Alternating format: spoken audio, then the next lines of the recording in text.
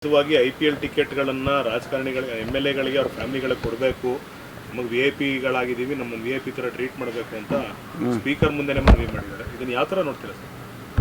ಅಲ್ಲ, ಅವರು ಕೇಳೋದ್ರಲ್ಲಿ ಏನು ತಪ್ಪಿಲ್ಲ. ಆದರೆ ಗೌರ್ಮೆಂಟು ಎಷ್ಟರ ಮಟ್ಟಿಗೆ ಗೌರ್ಮೆಂಟಿನ ಇನ್ವಾಲ್ವ್ಮೆಂಟ್ ಅದರಲ್ಲಿ ಇರುತ್ತೆ ಅನ್ನೋದು ಪ್ರಶ್ನೆ. ನಾವು ಇಲ್ಲಿಯವರೆಗೂ ಸರ್ಕಾರ ನೇರವಾಗಿ ಯಾವುದೇ ರೀತಿಯಲ್ಲಿ ನಾವು ಇನ್ವಾಲ್ವ್ ಆಗ್ತಿಲ್ಲ. ಏನು 2025 ಘಟನೆ ನಮಗೆ ನಾವು we were forced to involve. ನಾವಲ್ಲಿ ಈ ಥರ ಆಗಿದೆ ಅಂದ ಮೇಲೆ ಸರ್ಕಾರ, ಪೊಲೀಸ್ ಇಲಾಖೆ, ನಾವು ಪೊಲೀಸ್ನವರು ಬರೀ ಸೆಕ್ಯೂರಿಟಿ ಕೊಡ್ತಾಯಿದ್ರು ಇಲ್ಲಿವರೆಗೂ. ಈಗ ಇದೆಲ್ಲವನ್ನು ನೋಡ್ತಕ್ಕಂಥ ರೀತಿಯಲ್ಲಿ ವಿ ವರ್ ಫೋರ್ಸ್ಡ್.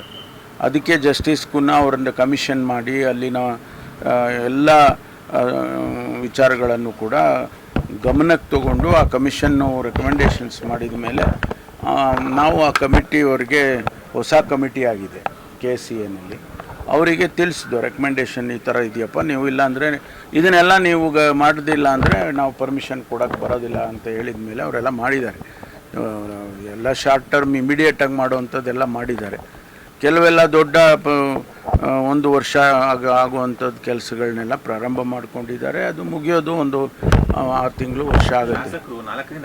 ಅದಕ್ಕೆ ನಾನು ಹೇಳೋದಕ್ಕೇನು ಹೊರಟಿದ್ದೆ ಅಂದರೆ, ಈಗ ಅವರು ಕೇಳೋದಕ್ಕೆ ತಪ್ಪಿಲ್ಲ, ಸದನದಲ್ಲಿ ಅವರು ಕೇಳಿರೋದು ತಪ್ಪಿಲ್ಲ. ಆದರೆ KCAನವರಾಗಲಿ RCBನವರಾಗಲಿ ಯಾವ ರೀತಿ ಅದನ್ನು ಮಾಡ್ತಾರೆ, ಅಥವಾ ಯಾವ ರೀತಿ ಟಿಕೆಟ್ಸ್ನಾಗಲಿ ಅಥವಾ ಪಾಸಸ್ ಆಗಲಿ ಕೊಡೋದಕ್ಕೆ ಅವರು ಕ್ರಮ ತಗೋಬೇಕು.